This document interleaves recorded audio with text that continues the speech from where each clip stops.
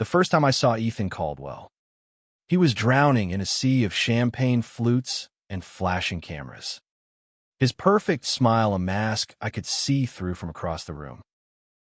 I wasn't supposed to feel anything, not for him, not for anyone, but the way his eyes caught mine, like a spark in a storm, made my chest tighten in a way I hadn't expected. By the end of the night, I'd signed a contract to be his boyfriend, but I had no idea it would unravel everything I thought I knew about myself. My name is Tyler Hayes, a 26-year-old barista scraping by in Brooklyn, with dreams of being a painter that felt more like a fading sketch. I wasn't looking for love, and I sure as hell wasn't looking for a billionaire's son. But when a sleek black car pulled up outside my coffee shop one rainy April evening, and a man in a $1,000 suit offered me a deal, my life took a turn I never saw coming. "Date my son, Mr. Caldwell said, his voice cold as the steel in his skyscraper office. "Make him happy."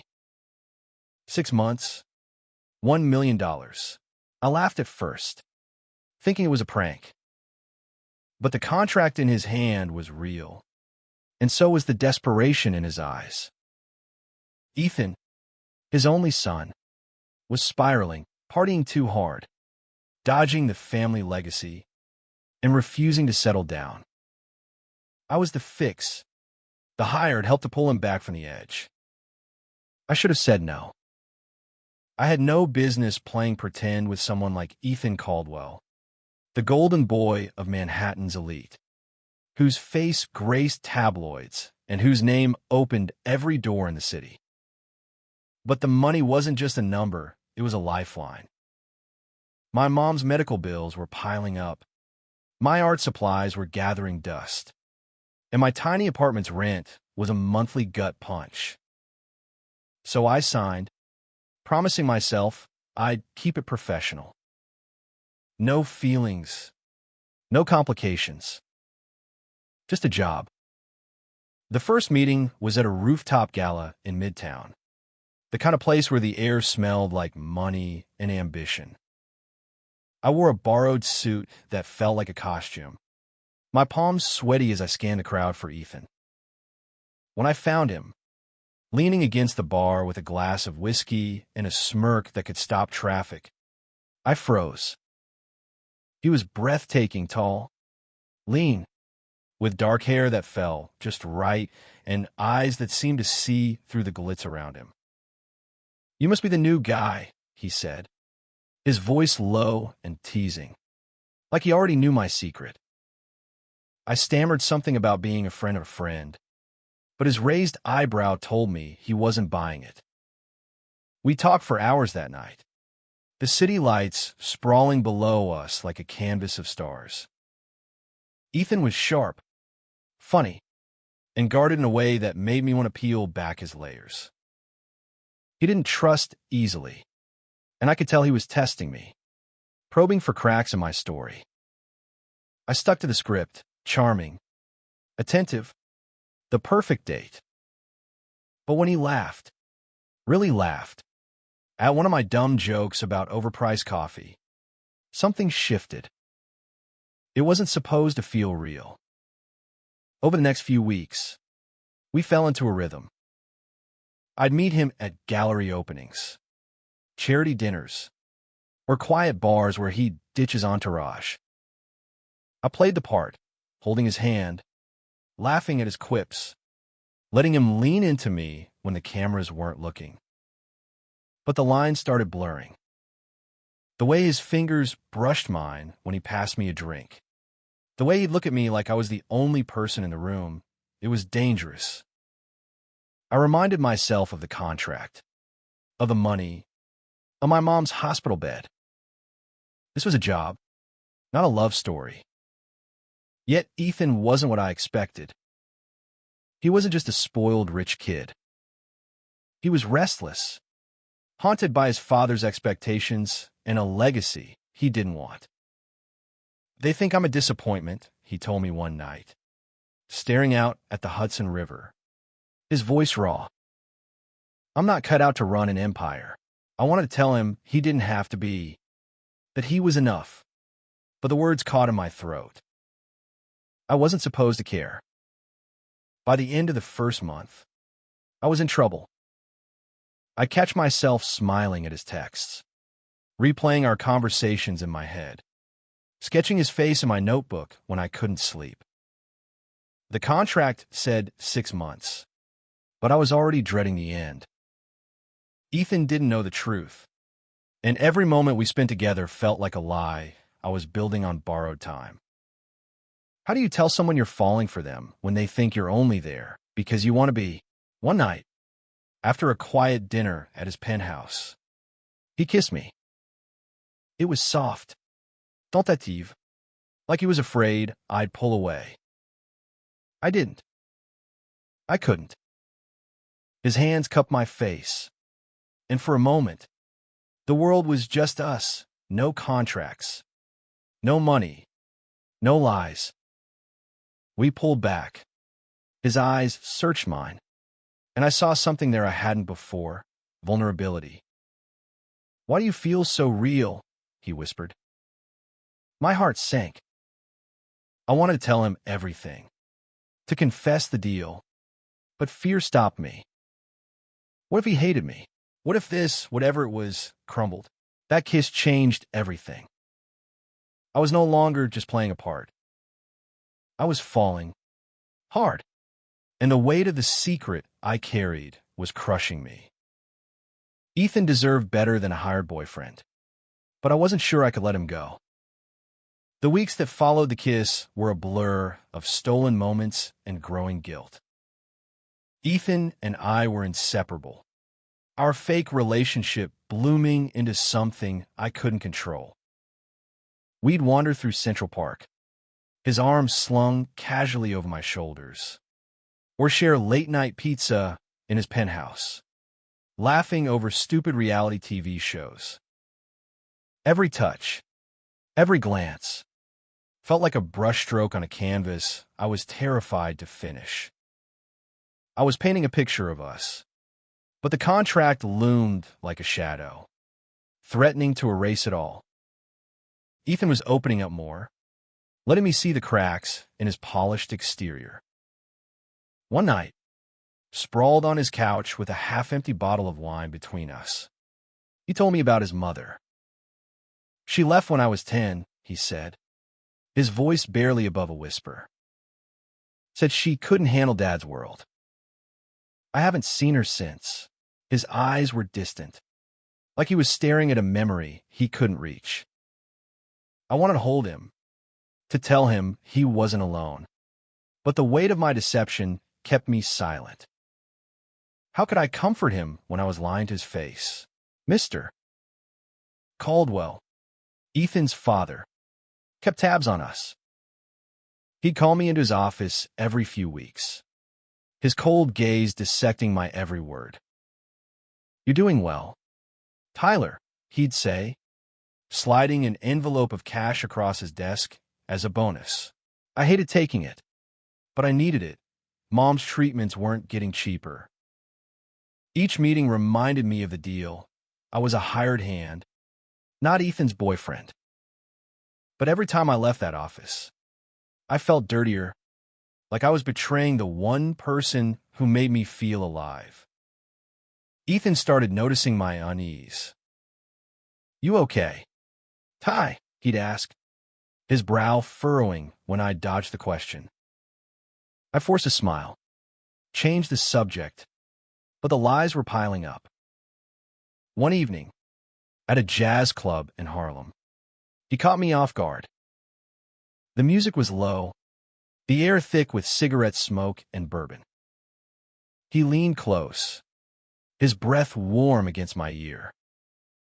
"You're hiding something," he said, not accusing, just curious. "I want to know you, all of you." My heart pounded. I wanted to spill everything, to tell him about the contract, the money, my mom. But fear clamped my mouth shut. If he knew, would he ever look at me the same? Instead, I kissed him, hard and desperate, hoping it would drown out the truth. He kissed me back, his hands pulling me closer, and for a moment, I could pretend we were real. But the guilt was a splinter, digging deeper every day. I started pulling away, canceling plans, claiming we're conflicts.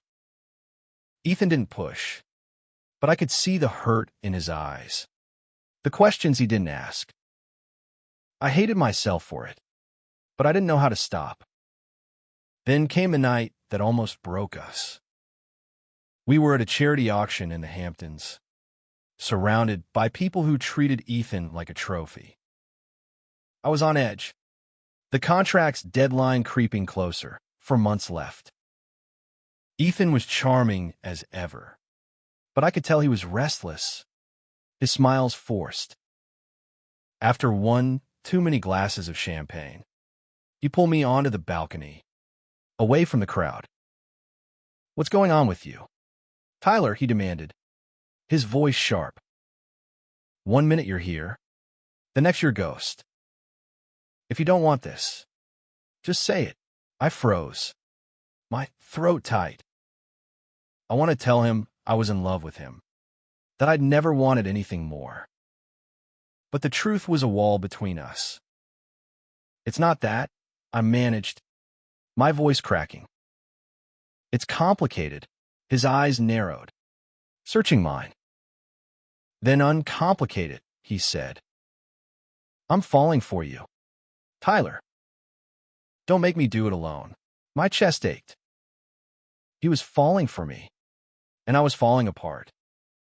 I mumbled some excuse and left, claiming a headache. The truth was, I couldn't face him. I spent the night in my apartment, staring at the contract I'd hidden in a drawer, hating myself for every word I'd signed. I was in too deep, and the only way out was through. But how do you choose between love and survival? My mom needed me, but Ethan was starting to feel like home. The next morning, Ethan texted me, "Meet me at the pier tonight. We need to talk." My stomach dropped. I knew that tone. He wasn't letting this go. I spent the day pacing, torn between confessing everything and running away. But when I thought of his smile, his laugh, the way he made me feel like I was more than a broke artist with a dying mom, I knew I couldn't run. I had to face him, even if it meant losing him. The pier at sunset was a painting come to life, orange and pink streaking the sky, the water glittering like a promise. Ethan stood at the edge, hands in his pockets, his silhouette sharp against the fading light. My heart raced as I approached, the contract burning a hole in my mind. This was it. I had to tell him. "Tyler," he said, turning to face me, his eyes softer than I expected. "I don't know what's going on, but I'm not letting you push me away." His voice was steady, but there was a tremor beneath it, like he was bracing for a blow. I wanted to reach for him, to hold him, but my hands stayed at my sides, heavy with guilt. "I need to tell you something," I started, my voice barely audible over the waves. He stepped closer, his gaze locked on mine. "Whatever it is, just say it." I can handle it, but could he? Could I? I took a deep breath, the words clawing their way out. "Your father paid me to date you." The confession hung in the air, sharp and final. Ethan's face froze, his eyes narrowing as if he hadn't heard me right. "What?" I told him everything, the deal, the money, my mom's illness.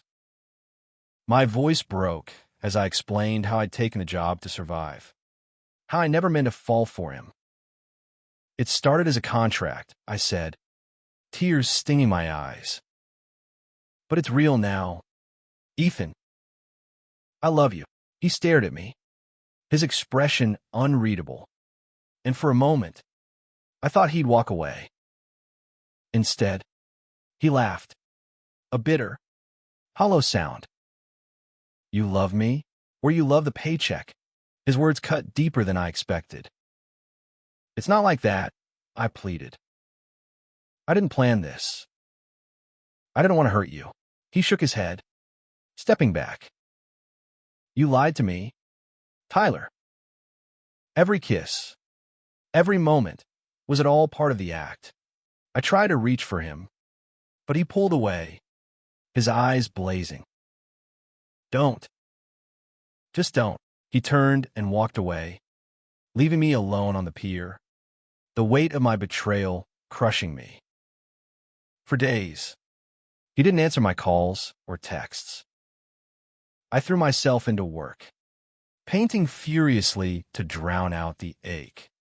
But every stroke was him, his eyes, his smile, his pain. I'd lost him, and I deserved it. But I couldn't let go. I started leaving voicemails, pouring my heart out, hoping he'd listen. I'm sorry, I said in one, my voice raw. I love you, Ethan. I'll do whatever it takes to prove it. A week later, he showed up at the coffee shop. I was wiping down the counter, my hands shaking when I saw him. He looked tired, his usual polish replaced by something raw and unguarded. We need to talk, he said, his voice low. I nodded, leading him to a quiet corner. He sat across from me, his hands clasped tightly. I talked to my dad, he said. He admitted everything. Said he thought it'd fix me. His laugh was bitter. Like I'm some broken toy. I'm so sorry, I whispered. He looked at me, his eyes searching. I want to hate you, Tyler. I tried. But I can't. My heart leapt. But he held up a hand. I need time. I need to know what's real. I nodded, swallowing the lump in my throat. I'll wait, I said. As long as it takes. He didn't forgive me that day, but he didn't walk away either. We started over, slowly, meeting for coffee, talking about everything but the contract. I told him about my mom, my art, my fears. He told me about his dreams, his struggles, the weight of being a Caldwell. It was fragile, tentative, but it was honest. For the first time, I wasn't playing a part. By the 5th month, we were rebuilding. He'd hold my hand again, his touch cautious but warm. One night, as we walked through Soho, he stopped under a streetlight and kissed me. It wasn't like before. It was better, because it was real. I'm still scared, he admitted, his forehead against mine. But I want this.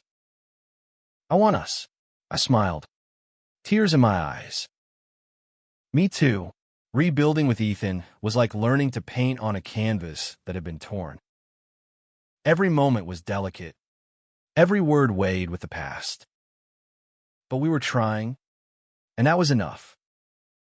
We spent evenings in my tiny apartment, where he'd tease me about my cluttered art supplies, or quiet mornings in his penthouse, where I'd sketch him while he read. The contract's deadline was approaching, 6 weeks left, but I pushed it to the back of my mind. This wasn't about money anymore. It was about us. But the past wasn't done with us. One afternoon, as we walked through the village, a reporter cornered us, her camera flashing. Ethan, is this your new boyfriend? What's the story? She pressed, her voice hungry. Ethan tensed, his hand tightening around mine. No comment, he said, pulling me away. But the encounter rattled him. They're always watching, he muttered later, his voice heavy. I hate it. I wanted to protect him, to shield him from the world that saw him as a headline. But I was part of the problem. Mr. Caldwell called me that week. his tone colder than ever. "You're getting too close," he said. This was a job, not a love story. I bristled, my anger flaring. "I love him," I said, the words spilling out before I could stop them. There was a long pause. "Then you're a fool," he replied. "End it, or I will." The threat hung heavy as I hung up, my mind racing. He could ruin me, expose the contract, cut off the money I still needed for Mom's treatments. But losing Ethan would be worse. I didn't tell Ethan about the call. I couldn't bear to see the hurt in his eyes again. Instead, I threw myself into proving my love was real. I took him to my favorite dive bar in Brooklyn, where we danced to a jukebox playing old soul songs, his laughter lighting up the room. I showed him my paintings, the ones I'd hidden away, each one a piece of my soul. "These are incredible," he said, his voice soft with awe. "You're incredible." I kissed him, hoping he could feel the truth in it. But the pressure was building. Mom's condition worsened, and hospital bills were relentless. I was juggling shifts at the coffee shop, painting commissions, and my time with Ethan, barely sleeping. One night, exhausted and fraying, I snapped at him over something small, a forgotten dinner reservation. "Why are you so on edge?" he asked, his voice sharp. I couldn't tell him about his father's threat, about the money, about the fear that I'd lose everything. "It's nothing," I lied, and the distance between us grew again. Then came the gala, the final event of the contract. It was a glittering affair at the Met, with Ethan in a tailored tuxedo that made my heart skip. I wore a suit he'd bought me, feeling like an imposter. We played our parts, smiling for the cameras, but I could feel his father's eyes on us from across the room. During a quiet moment, Ethan pulled me into a corner. "Something's wrong," he said, his voice low. "Tell me, Tyler. Please." I broke. The truth poured out, his father's threat, my fear, my love. "I didn't want to lose you," I said, tears streaming down my face. "But I can't keep lying." Ethan's face was a storm of emotions. Anger, hurt, love. He didn't speak, just pulled me in his arms, holding me like he'd never let go. "We'll figure this out," he whispered. Together, Ethan's promise to face this together gave me hope, but didn't erase the fear. His father wasn't just a man, he was a force, with the power to crush us both. We spent the next few days planning, trying to find a way to break free from his control. Ethan was furious, his usual calm replaced by a fire I hadn't seen before. "He's manipulated me my whole life," he said, pacing his penthouse. "This ends now." We decided to confront Mr. Caldwell together. It was a risky move, but Ethan was done hiding, and I was done lying. We met him at his office, a glass tower that felt like a fortress. He sat behind his desk, his expression unreadable as Ethan spoke. "I know about the contract," Ethan said, his voice steady. "And I know you think you can control me, but you're wrong." I stood beside him, my heart pounding, as I added, "I love your son. This isn't about money anymore." Mr. Caldwell's eyes flicked between us, cold and calculating. "You think you can define me?" he asked, his voice low. "Tyler, you're nothing without my money. And Ethan, you'll lose everything, your inheritance, your future." Ethan didn't flinch. "I don't want your empire," he said. "I want a life that's mine, for the first time." I saw a crack in Mr. Caldwell's facade, a flicker of uncertainty. But he recovered quickly, dismissing us with a wave. "You'll regret this," he said. The fallout was swift. The next day, the payment stopped, and my mom's hospital called, demanding answers. I felt like I was drowning, but Ethan was there, holding my hand, promising to help. He used his own money, savings he'd kept hidden from his father, to cover her treatments. "You're not alone," he told me, his voice fierce. "We're in this together." But the world wasn't done testing us. The tabloids got wind of our story, twisting it into a scandal. Billionaire's son in fake romance. Photos of us were splashed across every gossip site. My name dragged through the mud. I want to hide, but Ethan faced it head-on, holding a press conference to set the record straight. "Tyler and I are real," he said, his voice ringing with conviction. "I love him, and no one gets to tell us what we are." I stood beside him, my heart swelling, knowing I'd fight for him too. Life became a whirlwind. We moved into a small apartment in Brooklyn, far from the glitz of Manhattan. It was cramped, messy, and perfect. I painted. Ethan started a nonprofit for at-risk youth, and we built a life that was ours. But the shadow of his father lingered. Rumors swirled that Mr. Caldwell was planning to cut Ethan off completely, to erase him from the family legacy. I could see the toll it took on Ethan, the fear that he'd lose the only family he had left. One night, as we lay in bed, Ethan turned to me, his eyes soft. "Do you ever regret this?" he asked. Choosing me over the money, I kissed him, my heart full.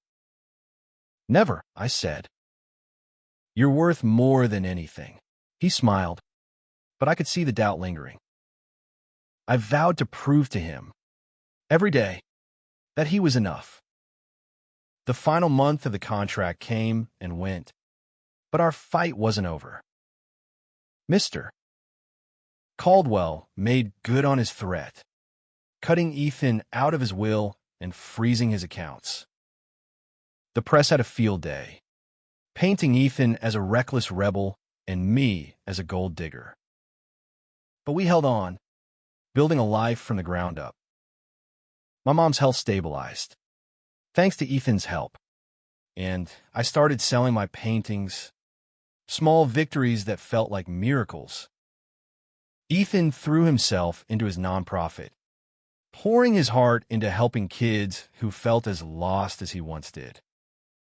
I watched him grow, his confidence replacing the doubt his father had planted.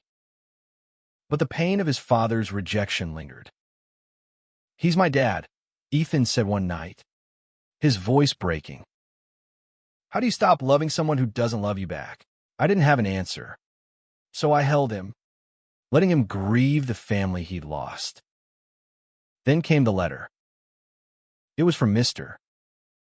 Caldwell, delivered to our apartment by courier. Ethan hesitated before opening it, his hands trembling. Inside was a single page, his father's handwriting sharp and precise. "I was wrong," it read. "I thought I could control you, but you've built something I never could, a life with meaning. I'm proud of you."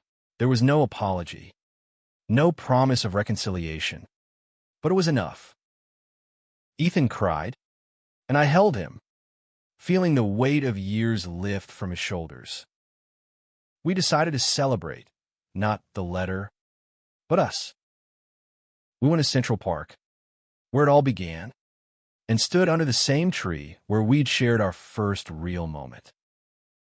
The sun was setting, casting a golden glow over the city, and Ethan took my hand, his eyes bright. "I choose you," he said, his voice steady. "Every day, I choose you." I smiled, tears in my eyes. I choose you too. A year later, we were still in Brooklyn, still building, still fighting. My art was gaining traction. Ethan's nonprofit was thriving. And we were planning a future together, maybe a house, maybe a dog, maybe forever. The contract was a distant memory, a footnote in a story that was ours. We'd face lies, loss, and a world that tried to tear us apart. But we came out stronger. Love isn't a contract. It's not a deal you sign or a role you play. It's messy, painful, and beautiful, and it's worth every risk. Ethan and I learned that the hard way, but we learned it together. And in the end, that's what made it real.